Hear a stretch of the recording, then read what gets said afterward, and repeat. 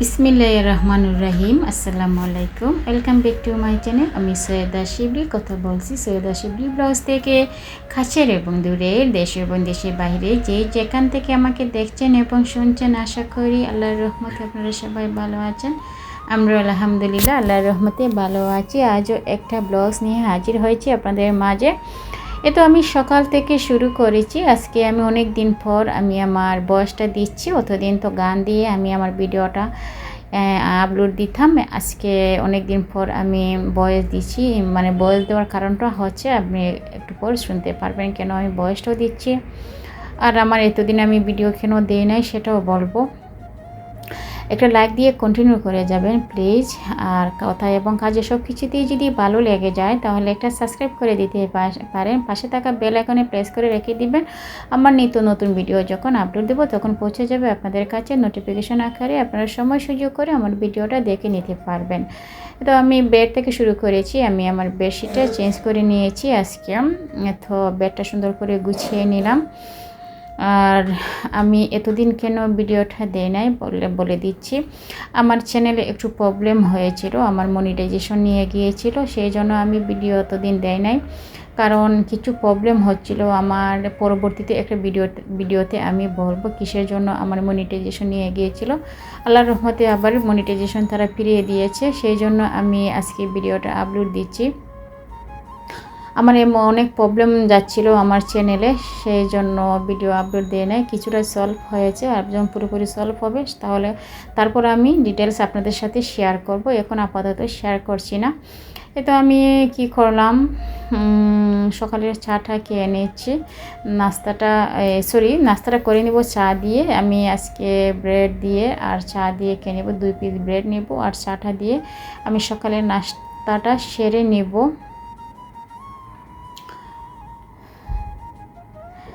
আর ছেলেরা তারা খেয়ে নিয়েছে। তো ছোটো ছেলেকে তার এক্সাম আছে, তার এক্সাম চলতেছে। আর এখন হচ্ছে তার ড্রয়িং এক্সাম রয়েছে, সেই ড্রয়িংয়ের জন্য প্র্যাকটিস করতেছে। আমি তার পাশে বসে তার ড্রয়িং দেখতেছি আর আমি আমার নাস্তাটা করে নিয়েছি। এত ইউটিউবে এত রুলস, এত কিছু, আসলে কি বলবো বলেন। আমার চ্যানেলে এতদিন ধরে আমি কাজ করতেছি, আমি এই চ্যানেলটা নিয়ে, এই চ্যানেলটার প্রতি আমার মায়া বসে গিয়েছে। নতুবা চ্যানেলটা আমি রেখেই দিতাম, এই চ্যানেলে আর কাজই করতাম না। কারণ হচ্ছিল আমার চ্যানেলে মধ্যখানে একদম ডাউন হয়ে গিয়েছিল চ্যানেলটা। আর ইদানিং একটু ডাউন থেকে উপরে উঠেছিল, কিন্তু হঠাৎ করে আমার একটু প্রবলেম হয়েছিল। কারণ হচ্ছে আমি এক্সচেঞ্জ লেটারের জন্য অ্যাপ্লাই করেছিলাম, সেটা থেকে আমার এই চ্যানেলের প্রবলেম হয়েছে।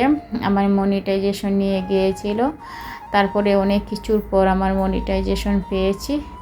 এই জন্যই আমি ভিডিও দিয়েছি। তো আমি আপনাদের ভাইয়া কি করেছে, কাঁচামরিচ আর ধনেপাতা নিয়ে এসেছে।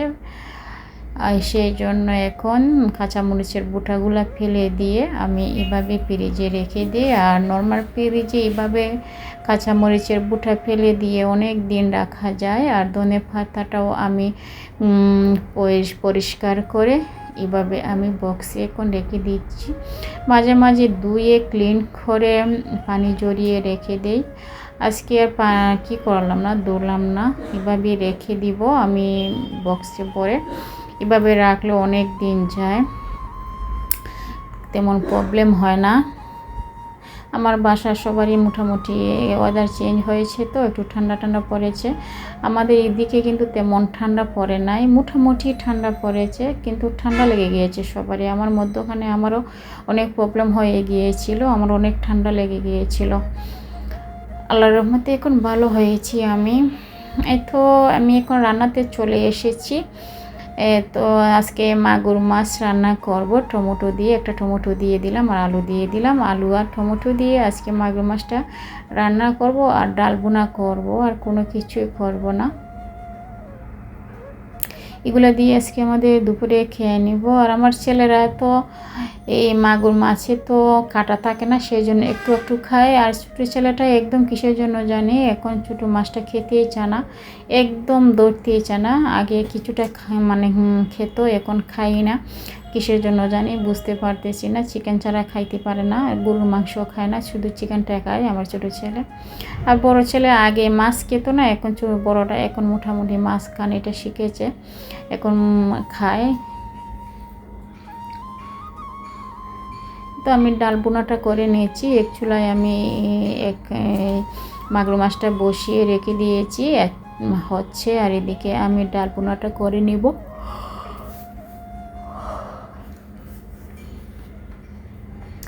শব্দ হতে পারে, প্লিজ ক্ষমার দৃষ্টিতে দেখবেন। আমার আশেপাশে কাজ চলতেছে, আর আমার তো বাসার সামনে হচ্ছে মেন রোড, গাড়ি চলাচল হয়, অনেক গাড়ির শব্দ আসে, গাড়ির পরে বিভিন্ন কাজের শব্দ আসতে পারে, প্লিজ ক্ষমার দৃষ্টিতে দেখবেন।